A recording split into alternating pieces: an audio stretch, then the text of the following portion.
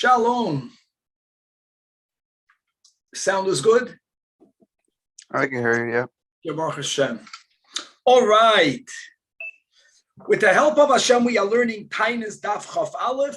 My untied class is dedicated in honor of my son Abba and his wife Chana.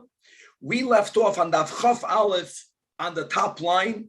We are going to continue to learn stories about the merit that one needs to make sure that a wall that is unsecured should not collapse, and how, as we learned in the previous daf, that obviously a person should avoid putting oneself in a position where one needs special merits for a miracle to happen to that individual, as we had the expression that sometimes it's menakin loy mizachu yosef, it takes away, or that merit is deducted off the person's account, which we try to avoid.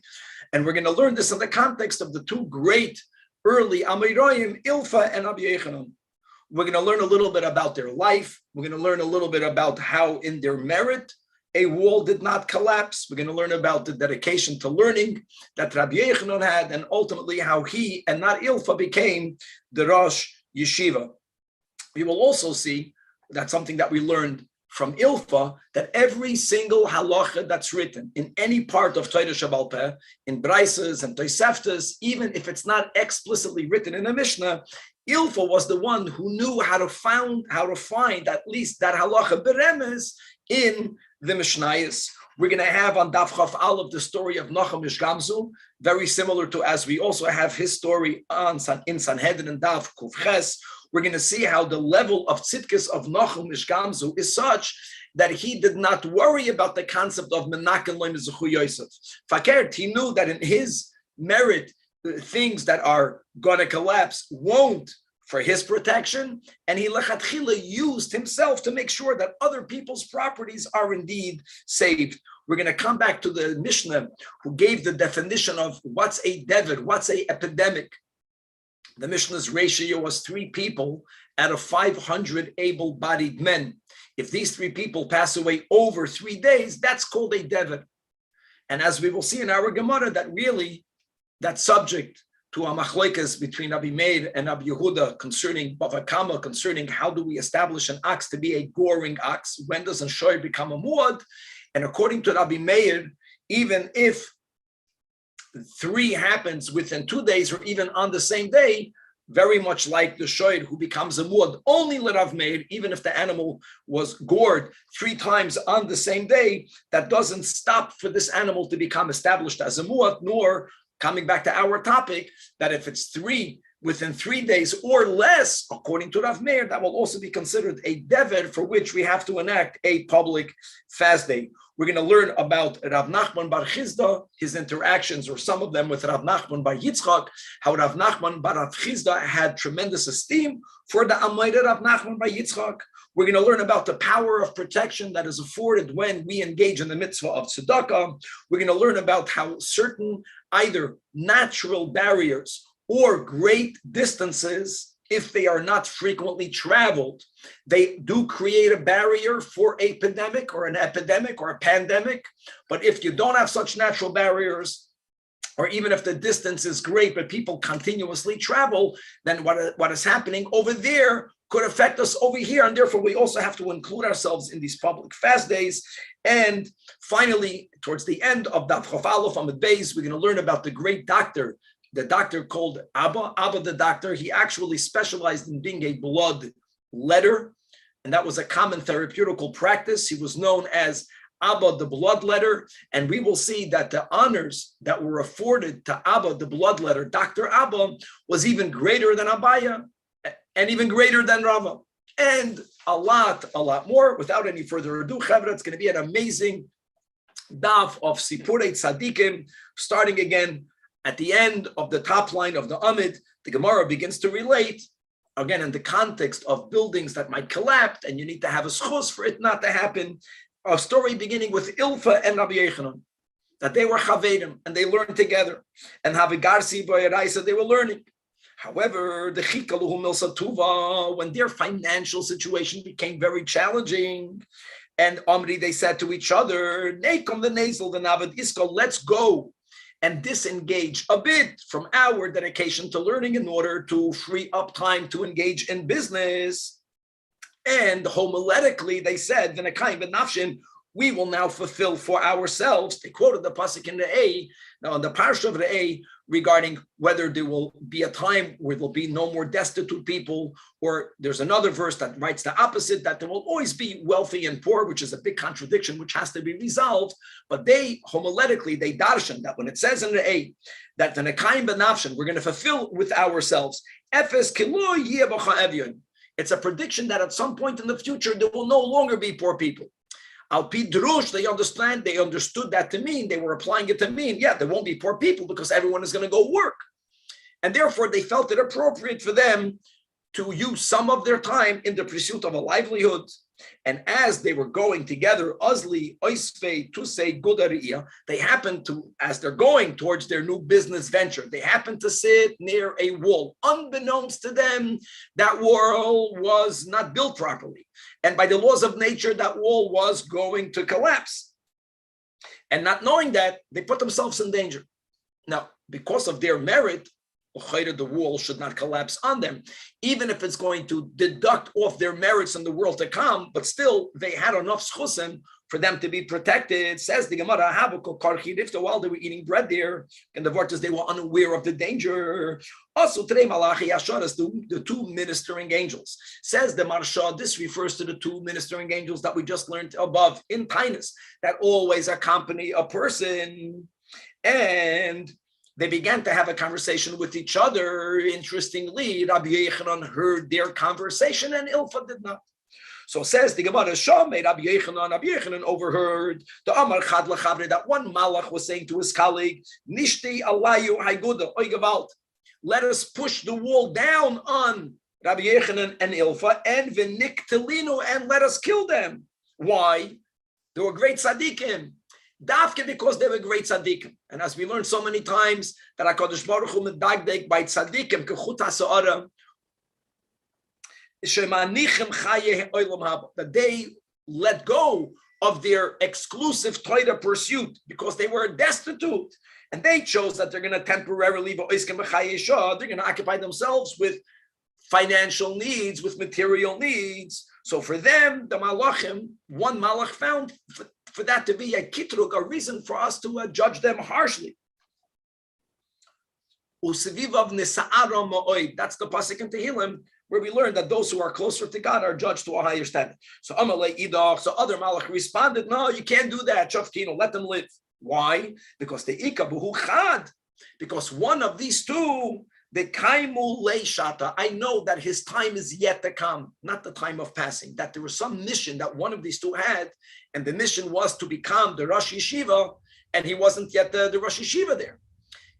Oh, now he didn't say, the Malach didn't say which one of these two were destined to become the head of the academy. So what happened is, Rabbi Yechanan overheard the back and forth. Ilfa didn't hear. And Amalei, Rabbi Yechanan Ilfa, Shamar, Mar, Midei, did you just hear what I heard? So Ilfa said, no. So Amar said Rabbi Yechanan, whether he said it to himself, whether he said it to Ilfa, that me, the Shamoi, ano, since I heard that conversation, and Ilfa did not hear it, and the Malach predicted that one of us will become, are destined to become the head of the academy, that prediction was about me. That's why I overheard it. And therefore, to become the head of the academy, here, even if it means remaining destitute, you have to not waste a second of learning. So Amar lay Rabbi Yechanan. So Rabbi Yechanan told Ilfa that ahadar means let us return, or I will return. Even if he was only speaking about himself, he was really trying to inspire Ilfa to do the same. We learned a pasuk where there's a prediction that there won't be any more poor people amongst you, which was then meant to understand that we have to work to make sure we're not poor. So Rabbi Yechanan quoted another pasuk in that same parsha, where it says, there will never stop to be poor people in the land. Really, that's a contradiction, but we'll speak about that another time. Point here is that Rabbi Yechanan decided to go back to his learning. Rabbi Yechanan hadad and Ilfa loy hadad. During that period of time, the Gemara doesn't say how long was that. Ilfa was engaged in business. No one should think that Ilfa stopped learning, but not on the same quantitative level of Rabbi Yechanan.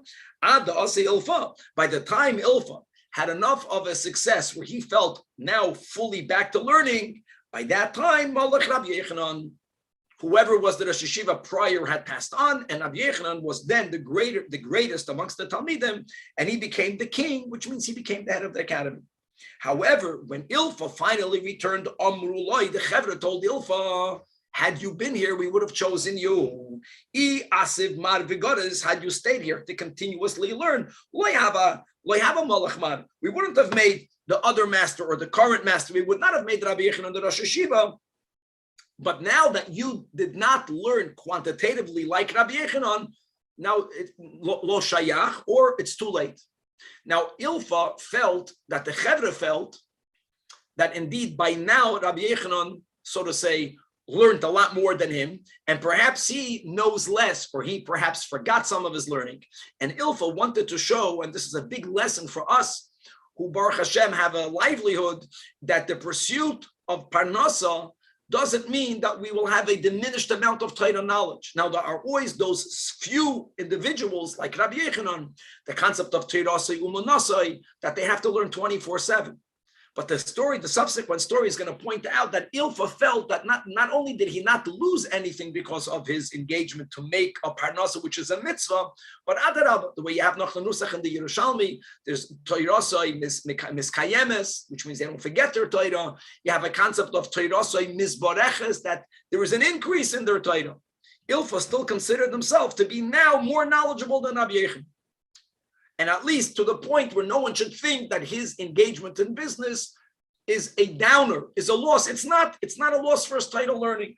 And how did he demonstrate that? So there's a very interesting way that he did it. Says the Gemara that Azal Tola Nafshe be'askoria desfinta.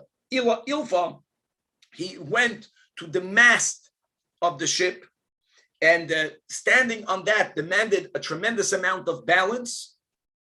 And perhaps that's what he really meant to say, that even when we are engaged in business pursuits and earning a livelihood, it's still a balance. And when we get it right, we're great. Now, there's a danger. There's a danger that if you lose your balance, since the mast is very high up, a person can not only fall, but they can, God forbid, drown. And Amar and Ilfa said that li masnisa. Anyone can ask of me any halacha that's only found in the Braisas that were compiled by Rab Chia and by Rab Oishia. These were the Talmidim of Rav. After Rav closed the Mishnah, everything of the oral Torah then, which was not written, at least explicitly in the Mishnah, they were the ones that wrote the Braisas. And their Braisas are considered the most authentic Braisas. Really, there are other Braisas as well. But this is what Ilfa said, that if anyone can quote anything written in any of the Braisas of Rab Chia and Rab Oishia, and I will not be able to show them how really this is at least hinted to, alluded to in the Mishnah of Rabbeinu HaKadosh. If you'll catch me by that lack of knowledge, then the filna ma'askoria desfinta v'tavana, I'm going to fall off the mast and I'll drown. And he was not saying that he was going to commit suicide. He was trying to tell them that when you get the balance right, you don't fall. Not only do you not fall, but the mast is something very high. Maybe Ilfa was trying to allude to the fact that if someone gets this right, they are even higher than people that don't need to find that balance. Bottom line is, he challenged the Chevra. Okay, so someone stood up to the challenge. So Asahu Sava came along, an elder. There's a place that says whenever Chazal speak about an elder without saying who the elder was, as a cloud, it refers to Elyahu HaNavi. Be that as it may, came along an elder.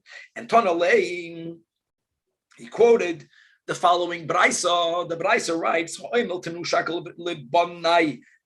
if someone says, and says Rashi, Rashi is both sides of the Amid, but look inside Rashi, on the Rashi side, on the inner side, here on the right side, 8 lines before the bottom of the Amid. What's the context of this Braisa? Misha Meis, someone is passing away, and he appointed a trustee for Amid, and he tells the trustee to new shekel, give a shekel. Now Rashi explains a shekel is a half of selah. Give 1 shekel, which means a half a selah, lebanai, to my sons, to my family, for their expenditures for the week. Turns out that living off a half a selah is very difficult. Normally, you would need to have double that amount. You would need to have a seller. Oh, so the Baraisa says that if the Heim Re'oyim Lasis Lahem Seller, if really Beis Din understands that the children, the amount of their expenses demands for them double, not a shekel, but a seller.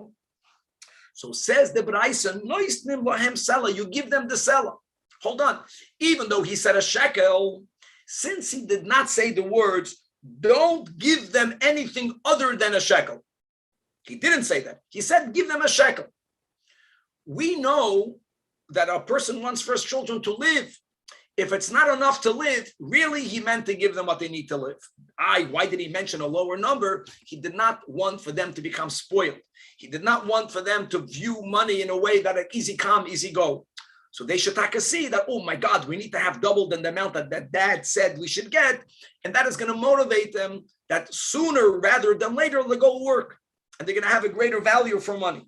However, but if he spelled it out in a more explicit way, but if he says that what? That al titnu lahem, don't give to them anything other than a shekel. Don't give other than a shekel.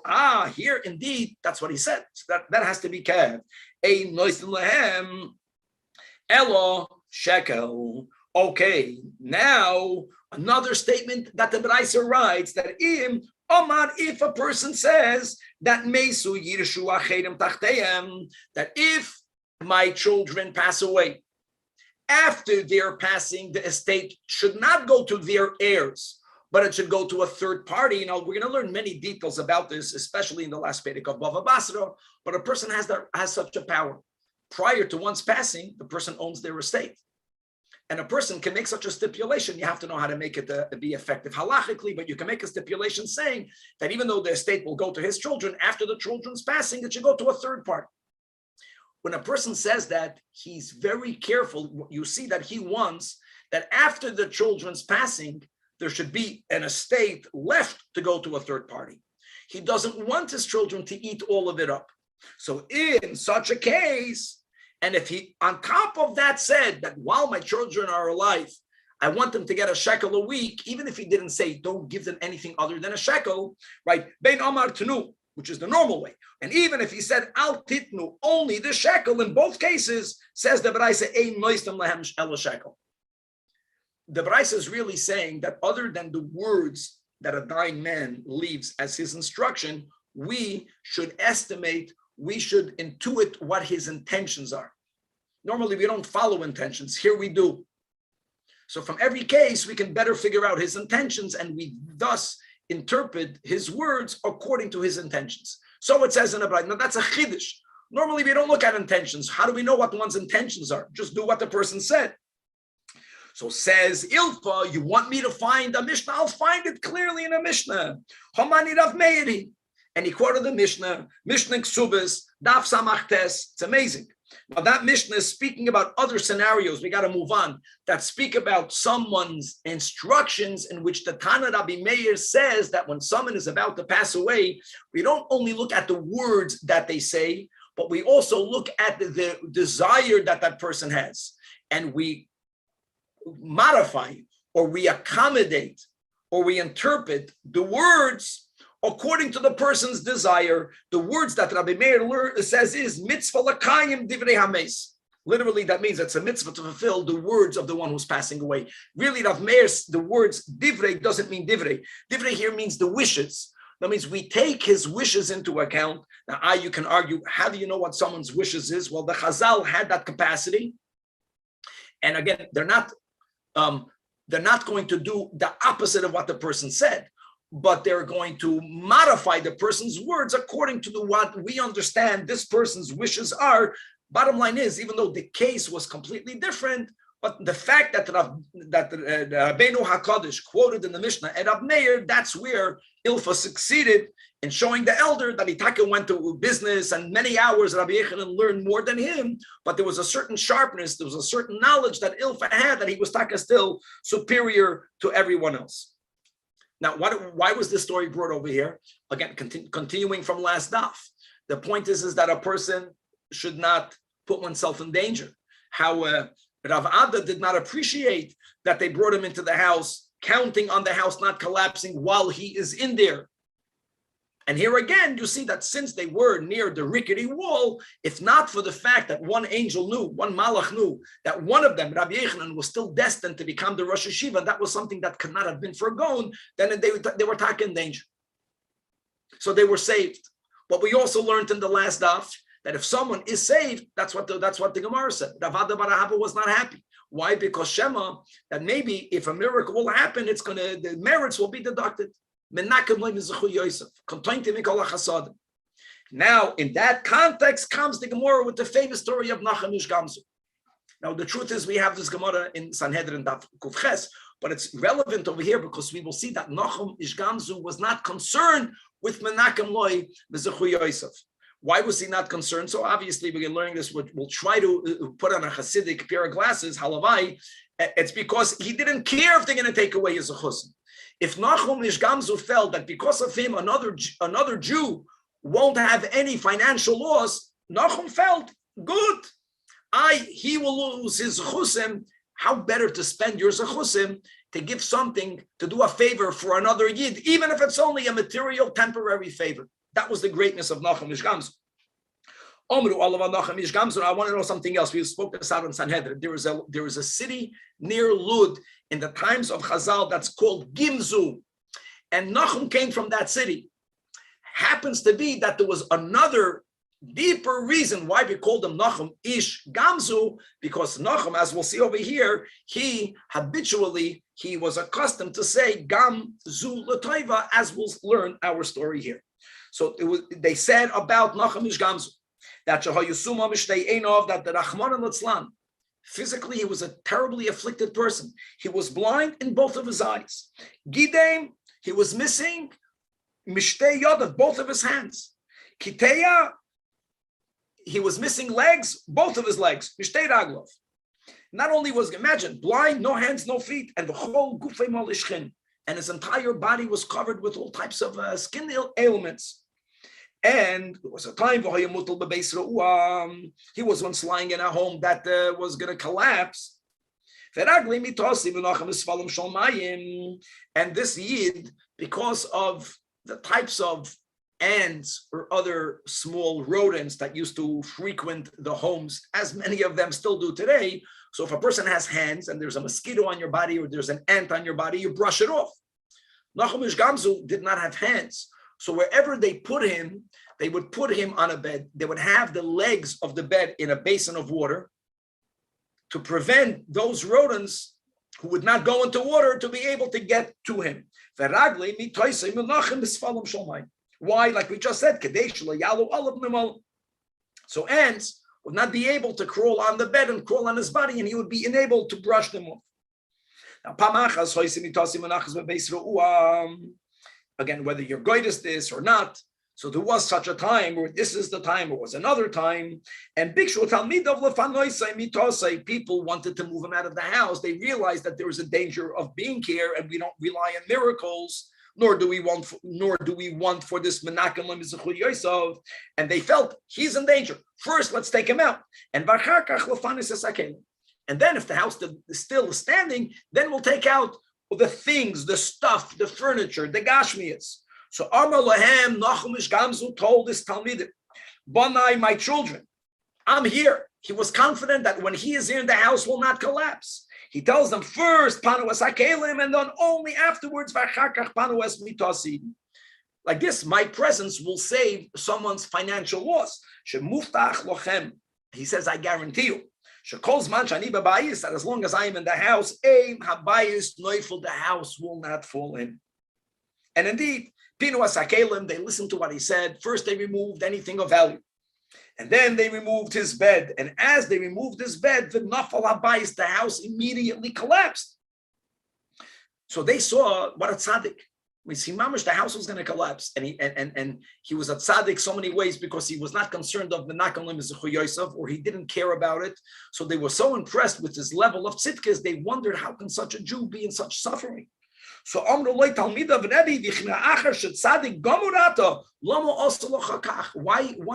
what happened to you? Amalahem, to which Nachum ish Gamzu responded that Bonai, my children, Ani Goramti La'atzmi, I took this upon myself. I brought it upon myself. I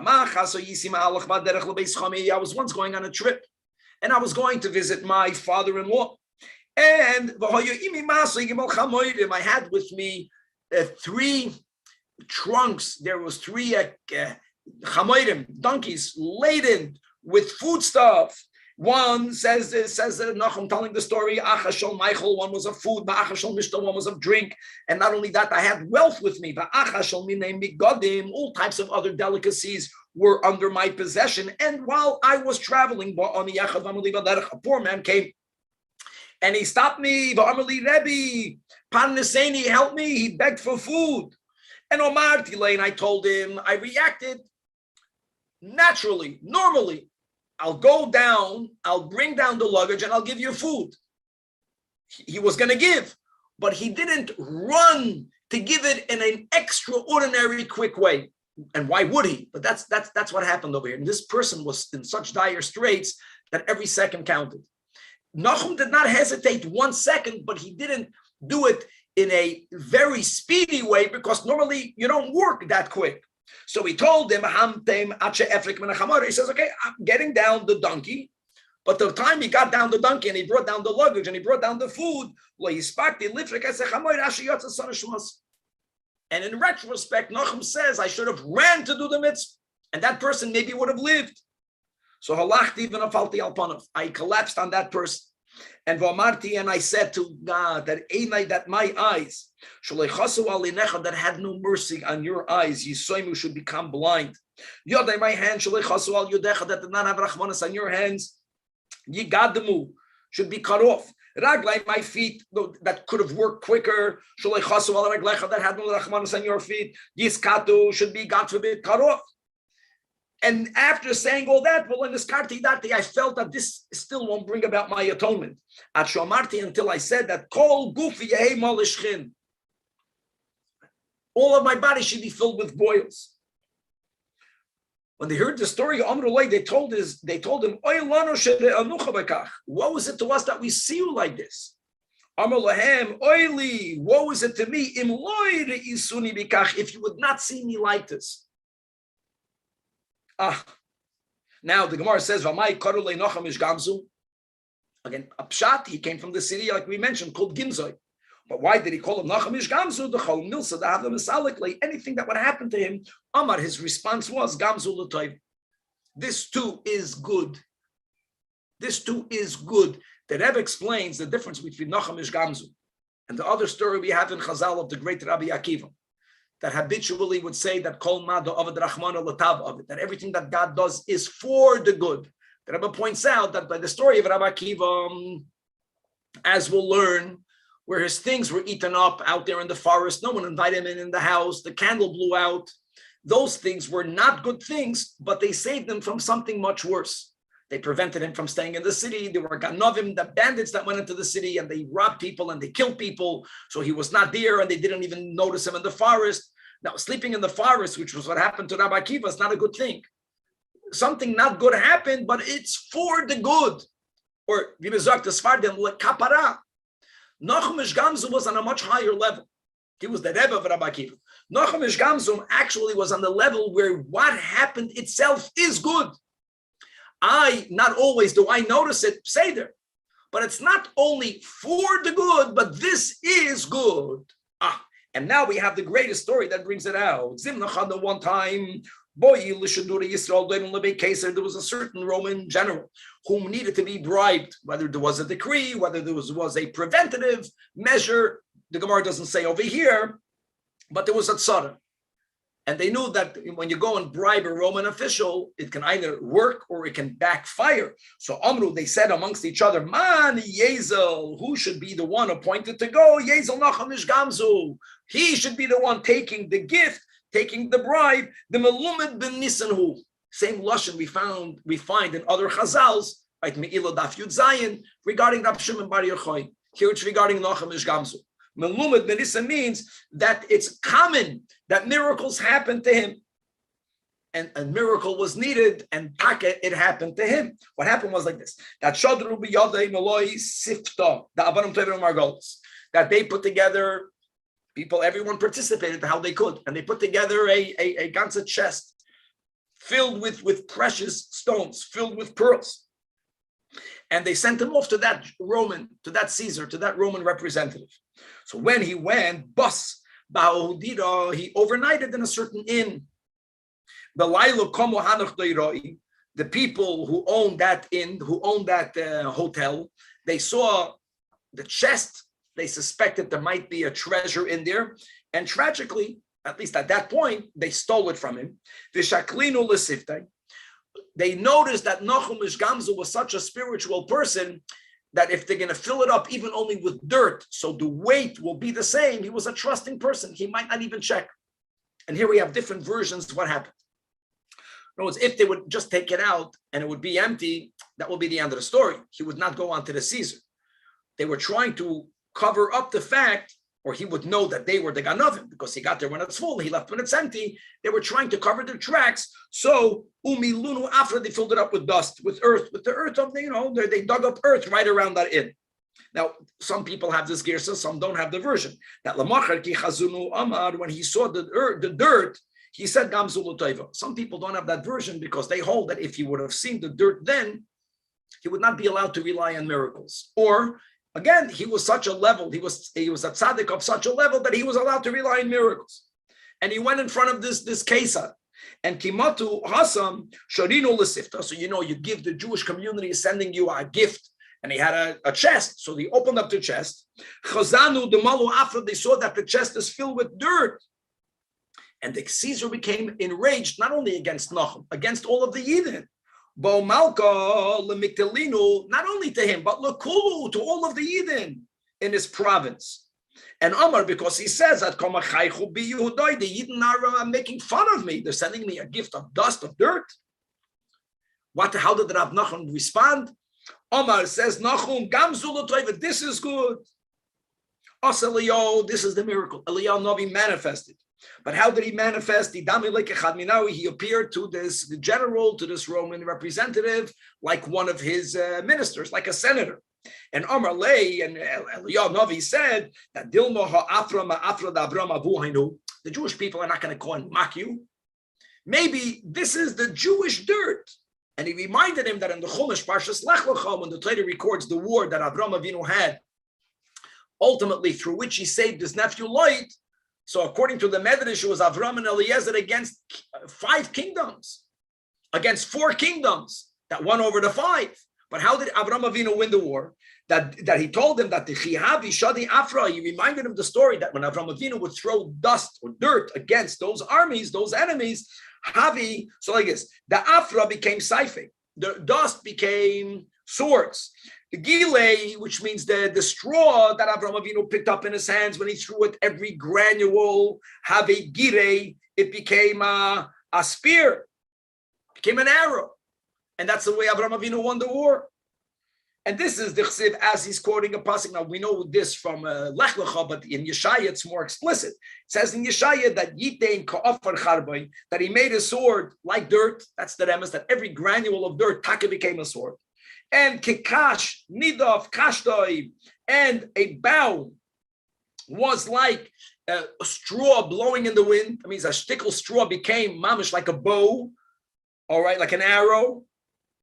And indeed, when the Caesar heard that, he says, okay, let's try it out. There was a certain area that this Roman wanted to conquer, and he attempted many times and he was unable. So he took this chest filled with dirt to the battlefront and they used it and it worked. And the soldiers, the Romans, threw it, and every granule became a weapon. And he conquered that city. Now he's coming back to reward Nachum Ish Gamzu. So the Caesar went into his treasure, into his treasury. And he filled up the chest with precious stones and with pearls. And he sent them off with great honor. Now the Rebbe points out that's the pshat Gamzu L'Toiva. In other words, it's not that something bad happened for a greater good. worth to pay this price to get something greater. No, when they took out the precious stones and they filled it up with miraculous dirt that every granule becomes a weapon is more valuable than the Avanim Tovim of Margolius. That's the real meaning of Gam Zula Tovim, that what happens is Taka the best. Now the story didn't end. Now Nachum Ish Gamzu was going home. Not only did he live that encounter, but he's going home with honor and with wealth. So Kiasu Bisu Bahu de Yudah, when he came back, he went to stay in that same inn. We have this also in Pasuk in Lech Lecha. The Pasuk says regarding Avram Avinu that when he came back after the story with Parai and his wife Sarah, so it says Vayelach Lamasa'ov, and we learn Chitas. Says Rashi that Avram Avinu stayed in the same hotel that he stayed on the way there. First of all, he owed them money. On the way there, he was poor. But that's Bachlala Derech, that if you go and you stay in a hotel, if you stay in someone's home, then when you go back to the same place, stay in the same location. If not, people will think that something bad happened to you over there. So anyways, Nachum Ish Gamzu went back to the same place. And Amru Lane, they told him, Hopa, my ISIS Bahadach, you're coming back with the treasure. Why? And the Avdilach Yikara Kulahai, and why are they giving you so much honor? So Nachum told him that I know what happened. You stole my things, but the dirt that you gave me was that valuable to the Kesar. He says, that which I took from here, he was telling them that which you put in my chest, this is what I brought to Kesar, and obviously it was that great. So what happened was they decided to themselves, no, now they hit the gold mine. They're going to bring all of their dirt now to this Roman general, but not only all of the dirt, they demolished their home, they demolished their inn to have even more afar and dirt to bring, because the more the better. So Sasrili did they demolished their hotel, and Vamtino Lebemalkan, they brought all of it, all of the rubble they brought over to the Kesar, and Amrulay. And they told this Roman representative that Hi Afra, the ISIS that Jew, he came with one chest. Here we're bringing you wagonfuls of it. Fine. So they were not thrown into the dungeon, but the king tried it out and it didn't work. But he found it not to work. And now the king, the Roman general, executed all of these innkeepers. How great. Going back to the Mishnah, again, speaking about an epidemic. So the Mishnah says, that from 500 able-bodied men, if 3 people, God forbid, die over 3 days. And as we spoke on in the Mishnah, and not less would mean not 2 people over 3 days, not 1 person over 3 days, nor 3 people over 2 days, nor 3 people even on 1 day. You can argue, oh, that's worse. No, it's not. When you want to measure whether we have an epidemic, it's the ratio is 3 of 500 healthy men over 3 days dafka. And now we'll see, really, this is subject to a machlekes tanoim. So first of all, Tanach Rabbanan, another detail that we don't see explicitly in the Mishnah. Our Mishnah spoke about 3 from 500. Our Mishnah never said that it's the ratio 3 from 500. Here we have that written so beferish. That Tanach Rabbanan, if you have a city that has 1,500 able-bodied men, and the example then was Kfar Akoi. So again, it's the ratio. So if it's 3 from 500, so it's 9 from 1,500. And over 3 days, 9 men die. That is how we know we are in a epidemic. However, says the Braisa, imagine. So you can say it's worse, but no. If 9 died on 1 day, but not over 3 days, or 9 people died over 4 days, less than the ratio 3, 500, 1 per day, and here the Braisa now gives another example like the Mishnah. If you have a city that has 500 men like Kfar Amikoi, and now like the Mishnah, the Yatsu, Eimenu, Shloisha Mesim, and 3 people pass away, big Gimel Yomim Zeh, here again, then that's mamish like the case of the Mishnah. Let's turn over to Daf Chaf, Aleph, Amid, Beis. Right, but here again, if it's 3 from 500 who passed away on 1 day, that sounds worse. Yeah, it's worse for that, but it's not called a dever. Oy ba'ad b'yom or if it's not over 3, it's over 4 days, obviously, or more. Ein zed dever. End of Braisa. Zog the Gemara. Says the Gemara.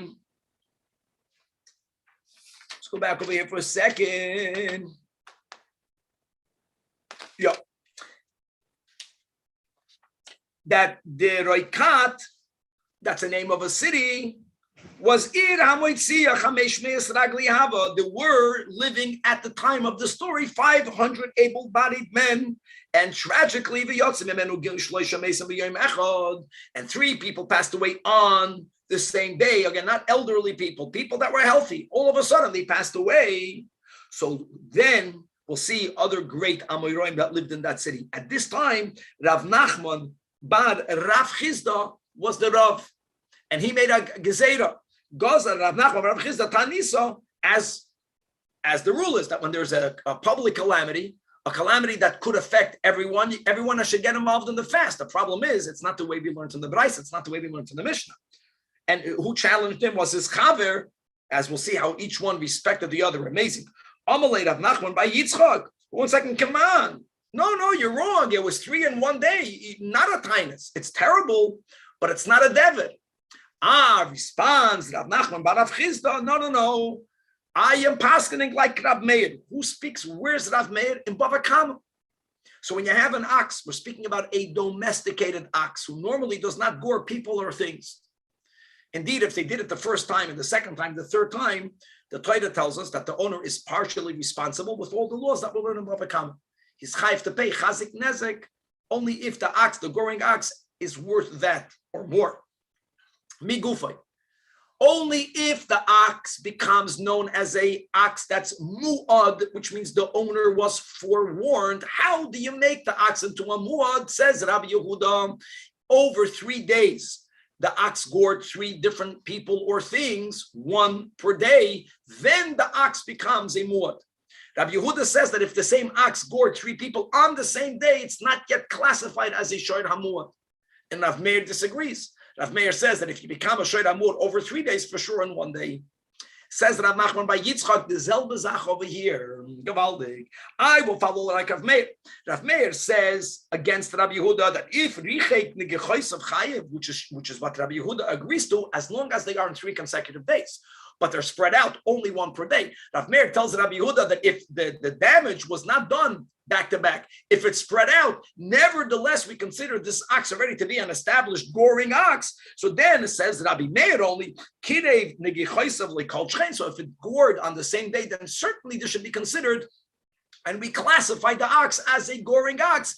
And the same thing over here. If the calamity happened in a shorter amount of time, then certainly that's considered an epidemic. Now, there is a logic to Rabbi Yehuda. There is a logic to the opposite side. The logic to the opposite side will be is that there are certain days, there are certain times, and there are certain events that have a one-time terrible effect. But we don't know yet whether it's going to continue. The very fact that it happened 1 a day, and then another one on the other day, and another one on the other day, chazaka, that according to Rabbi Yehuda, that's worse. Anyways, not according to Rav Meir, and therefore Rav Nachman, but Rav Chizda, who paskins like Rav Meir in the dinim of shiur hamu'ad, here also was goyzer on the Taanis, on the people who live in this village of Diroikat. Says the Gemara, and this is just to point out the covet they had to each other, that Amalei Rav Nachman bar Rav Chizda, who told to Rav Nachman by Yitzchak, and Rav Nachman bar Rav Chizda considered Rav Nachman by Yitzchak the greater than him. He was like the gadol.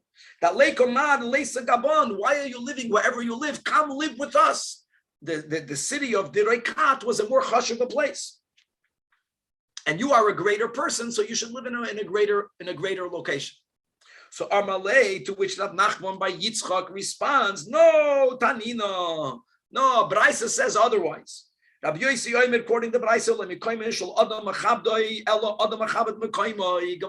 it's not that since the place is an important place, the place will bestow honor on the resident. It's punkt faker. It's the resident that bestows honor on his place. So why should I move to your place? Fakert. You're acknowledging that I'm an important person. I should dafka live in an unimportant place to make it also considered an important place. And the Baraisa brings, Rabbi Yossi brings two precedents that we find. Number one, Shekei Motzino Bahar Sinai. That Shekol's man Shashchina Shuruya Olav. The Torah says, and we're going a little bit back and forth. Pasuk now from Parshas Kisisa that Gamat Soin the Habakar Al Yiru El Mulaharahu. Even the animals, even the sheep and the cattle are not allowed to graze on the mountain. For sure, people cannot walk on the mountain because the Shekhinah is there. But in Nestalka Shekhinah Haimenu, once the Shekhinah left, what do we have? Now we're going back to Parshas Yisrael. The Torah says that the Meshoich HaYovel, after the blast of the shofar, ends, that's a siman that the Shekhinah departed. Then Hema Yalo Bahar, even people can go up on the mountain. In other words, the Shekhinah brings the kavod to Har Sinai. Now there are times that once the Shekhinah comes to a place, there is a rule that Shekhinah lo yizazim imkoima. Then the place becomes inherently holy. That's not what happened in Har Sinai. But the point is that what brings kavod was the presence of God. Another example, the Chemotzina ba'oil bayit in the Midbar. Also, unlike the Beis HaMikdash, where now we say that Kedusha Rishayna regarding the Beis HaMikdash, we paskin, that's the Machlokes Rambam and Ravid, but we're going to say Kitchel L'Shaita, Kitchel L'Asad Lovin. So now there's a Kedushas HaMikdash on Harabayis with all of the halachis. As we have to be careful not to go up there, certainly not Betuma. But before we entered the Holy Land, then wherever the Mishkan stopped, it did not imbue that place with the Kedushas Makan. While the Mishkan was there, says the Gemara, Shkolzman Shoyun Natoi, Parshas Nasoi, it says Vishalchum in Amachna Kol Tzirua, etc. The Chalzav, with all of the strict halachis of entering there, Betuma, with the punishments and the kapares that you need to bring. But the moment Huplala Hapareiches, the moment the tent that's surrounding the area was rolled up, we didn't even begin to properly travel. But as we packed up the Mishkan, and that's the point where you roll up the curtains, anyone can enter there. In other words, just pointing that you bring honor to your place and not the other way around. So if the issue is that my locality is not a chashiv locality, so what? It's not about the place, it's about the person.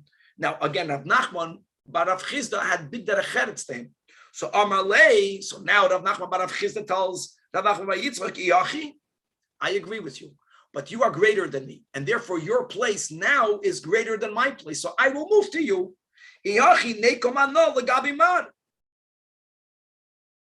Amalei, to which Rav Nachman bar Yitzchak responds that mutav yavai mana ben pras etzel mana ben mana. Mana is 100 dinars. Pras is 50 dinars. Now, like the way Rashi here, you can see two lines before, and the narrow lines and under the Gemara. Rav Nachman bar Yitzchak, his father was not given the title Rav. Rav Nachman bar Rav Chizda, that's the great Rav Chizda. So what he responded, Rav Nachman bar Yitzchak did not say, no, you're greater than me. He says that your father is greater than my father. And therefore, it's not appropriate for you to come to me. Even, and that's his lashon, that it's more appropriate for a mana ben pras. Mana is 100. Shleimus number 100. That's Rav Nachman. Pras is Yitzchak. God forbid he's not disrespectful to his father, but in this scenario, he wanted to point out that Rav Chizda was greater. That I should be going to the one who's a mana ben mana, which is you. You're Rav Yitzchak ben Rav Chizda, but va'al mana ben mana etzel mana ben pras. Now, what actually happened? The Gemara doesn't say. I understand the story to mean that he did not move. He didn't want Rav Nachman bar Rav Chizda to come to him, nor did he feel it's right for him to give up his place of shlichus, which has the benefit that every place is elevated because each place had a great tzaddik that lived in their midst. Weiter. Says the Gemara that in the city of Shura Sura, we know that Rav was the Rav in Sura. In the city of Sura Hava Devarto, there was an epidemic, there was a dever. However, even on the larger Sura, there was something horrible happening. And without a miracle, it would have affected all. Nevertheless, but in the neighborhood where Rav lived, there was no such epidemic. And Sovrumine, people thought, well, that's Mishum Schusi de Rav. The Nafish Rav has so many zechusim that his merits are protecting his neighborhood. However, it's chazidle bechalma, what it was shown to everyone in the city. Everyone had the common dream that Rav the Nafish is chusei tuva. You're right. Rav has tremendous merit. Rav's merit is more than needed to protect the city, but that's not the case. It's even considered something little for Rav. That's the whole sheet of the Holy Baal Shem Tov, that when you look at a Yid and he might not appear to be what you consider great, and you might even call him an Ish Pashat, there is nothing greater than an Ish Pashat. So there were certain people that were not yet fully appreciated, and it was shown from the heavens to the people of the city that there's a person, but not even giving his name. He had a certain mitzvah. He had a certain mitzvah of tzedakah, and that saved the city from death. And what was this tzedakah? The shayil, mara, uzevila. Mara and zevila are two types of shovels that were commonly used when a burial happened. So the Chevre Kadisha did not need to own the burial tools because there was someone that lived there. That was his tzedakah.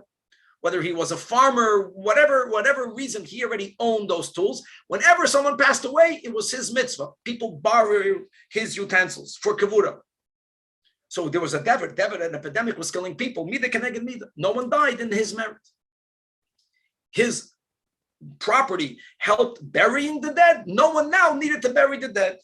Another story, back to the city of Bideroikat. There was once a delata, there was a fire. Here again, by the laws of nature, the fire should have spread. However, at that time, Rav Huna was the Rav. So in the neighborhood of Rav Huna, Ubishviv said that Rav Huna only have a delata, and that was a ness. And here again, the townspeople thought that Rav Huna the nafish. His great merit is protecting them, and it was enough. But here again, is Chazaluhu Bechelmon, Hai Zutro Rav Huna. Indeed, this miracle can easily be covered with the merit of Rav Huna. But it wasn't because of him. By the way, the Marsha here writes, Chedusha Agad, is that in both of these stories, going back aside of the exception of Nachum Ish Gamzu, that Mistame, he was not concerned with the Kotointi, with Menachem Mizuchu Yosef. They wanted people to know that they're not going to deduct the Schusam, not from Rav and not from Rav Huna, because it wasn't because of them. Aside of the Pashat, people should know how to better appreciate an Ish Pashat. And the mitzvahs that are perhaps not seen, should be noticed. That there was a woman there, and she had a mitzvah. What was her mitzvah? The Machamam Tanura Umishayla Lishvagu say that every Erev Shabbos, Rashi says, she would heat up her oven. Not everyone had an oven. That was her mitzvah. She heated up her oven. She gave the fuel, and everyone in the village, everyone in the shtetl who wanted to bake for Shabbos would have a free use of an oven. That her using fire eats up a fire. It ate up the natural fire, and no one in the neighborhood got her. Says the Gemara Vayter, Rav Yehuda. They once notified Rav Yehuda that Osikamtzi, that locust came to a certain area. However, and Gazal Tanisa. We learned that in the Mishnah. Even a small amount of locust, but it can affect quickly. It's a simon that many are coming. So he decreed a fast, but they protested. We have to go fast. Amrulay, that in the meanwhile, even though locusts came, for some reason the locusts can come to a region, they can settle, but they didn't eat anything. So in other words, we're good. So Amar Lohu, to which Rav Yehuda responded, what Zavda Aiso Bahadai? What, did they come with their own provisions? Did they come with sandwiches? They're not hungry now, but the moment they're going to devour everything, and we need a miracle for that. As we learned in the Mishnah, we cry out to God Almighty. A type of miracle for which we cry out. Another story that there was some sort of moisara, there was some sort of epidemic amongst the pigs of that region. And here again goes Tanisa. Now, don't forget that we don't deal with pigs. So what was our concern? So Neymar asks the Gemara, does it mean that Rav Yehuda, that Maka Mushlachas Memil Echad, that if one type of animal is afflicted by a plague, does it mean that it's going to spread from one type of animal to the other? So in other words, even though it's now with the pigs, because you are afraid that it might affect the kosher livestock, which is why you're declaring all these fast days. So Rav Yehuda said, no, there's something unique about a chazir. Shani Chazire, since the Damyon may Ayulibne Inchi, their digestive tracts are very similar to human beings. So even though maybe a epidemic that affects one animal type won't jump that quick from this animal to that animal type, but there's so much similarity, interesting, in the digestive tract between a pig and lahavdol, a human being, that here there is a high chance that if something is affecting the pigs, it might affect people. And here, yes, that justified Rabbi Yehuda's decree of a fast. Now the Gemara says a story now with one of his Talmidim, Shmuel. Amrulei l'shmuel. That in the city of Chayza, which is a city in bubble, there's again epidemic, and Gazav Taanis. Amalei, they tell Shmuel merchak, it's far away from us. So Amar, he responded, 1 second. Since lekama avra hacha the pasuk lay. In other words, there isn't a natural barrier, a river, a body of water that will stop the plague. Since there isn't anything separating, Shmuel was an Arda from the city of Chayza, even though it was relatively far away, but once it spreads, it spreads. Now, as we'll see in a moment, that there is a concept of having a great distance of land that is considered the barrier as long as people don't commonly travel from one place to the other. Next story. That there was an epidemic in Eretz Yisrael and Gazar Tanisa. We are here in Babel.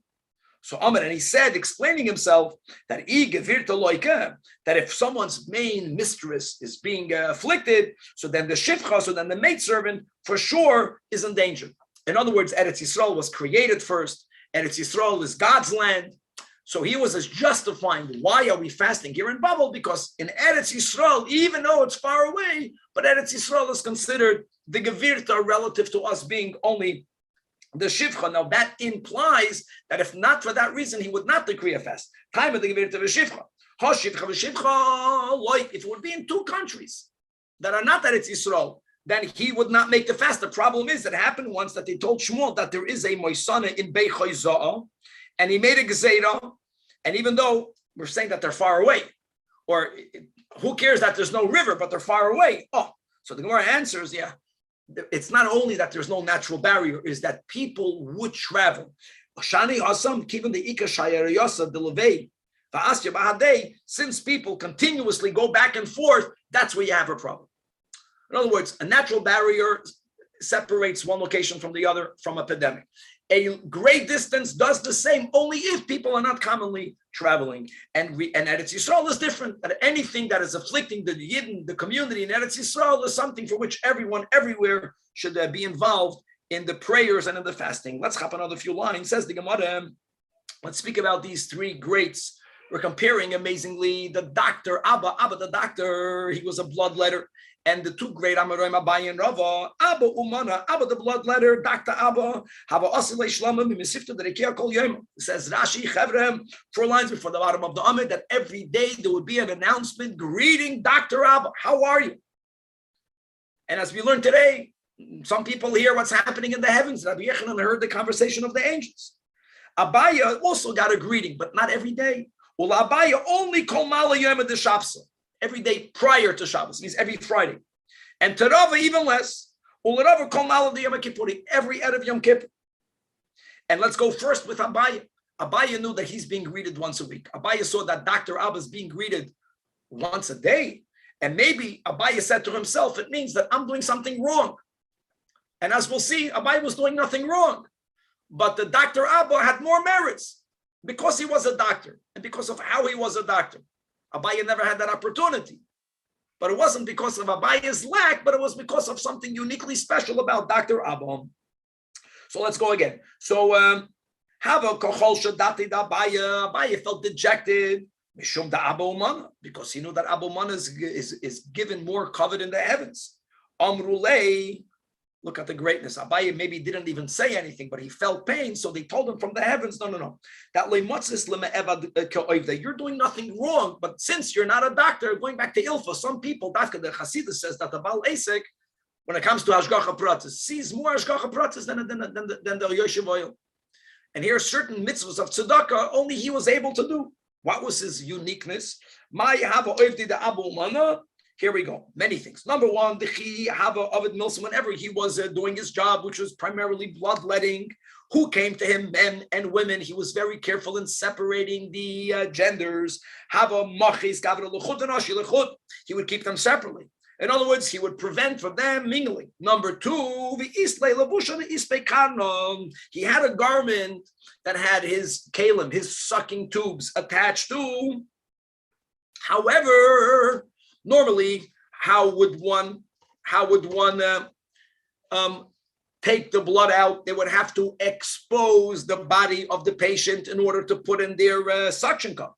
However, but this garment that the patient, if it was a woman, put on, the havas bezia ki kusilta, it had little slits, it had little openings, exactly enough where you need to put in the needle, but a little opening, but it still kept that person covered. And ki havas asis le ilza, when a woman would come, have a mal bishla, he would have her put on the special garment, which already had all of the sucking horns and all of the sucking cups, it had all of the kalim, but it kept her always in under the conditions in the most modest garb, for him not to look at her.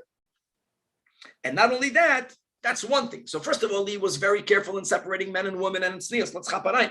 And another thing, the islay duchta tzniya, he had a room that was a private chamber where that is where the doctor was paid. No one paid him in his hand. No one paid his secretary. There was a room, and the shadi pshita b'shak. In other words, he charged whatever the fee was. You want to pay? Deposit the money in that room, and he gave the number. Now, no one saw whether a person paid or not. So the isla shadi pay. If someone was able to afford, he would deposit it there. The lace lay, but whoever was unable to pay never felt ashamed. He never needed to say, "Doctor, I can't pay," or "Let me, I owe you." No, he went into the room and no one knew he didn't pay. The lace lay loy michsev. What's beautiful here is the Gemara doesn't say anyone taking the money. Maybe when someone is so special, people don't take money from him. And Kihava Isrami Be'B'Tzuma when a young Torah scholar came to him, not only Agram and Eli Shakel, not only would he not even charge him, not I'm charging you, but I won't know if you don't pay. I never charged him, but Ubasar the Koi, after the patient would have his blood let, people have to eat, have to re-nourish themselves. Yoiv Le Pshite, Abba, doctor would give that person money. For Amr Le Zil B'Di Nafshach, we'll stop in the middle of the story, and much more about the midah of Dr. Abba, and every day they would greet him in the heavens, not to be in the heavens. From the heavens, they would greet him and give him a bracha that he should have a longer life because we need him over here. And that's a big Gemara and a schus for all. When's the next page? It's like all the doctors out here that how much we need you here, and we appreciate your work. And Los Angeles is blessed with amazing doctors, and I'm sure so in the whole world. And from the heavens, they greet you every day to be continued.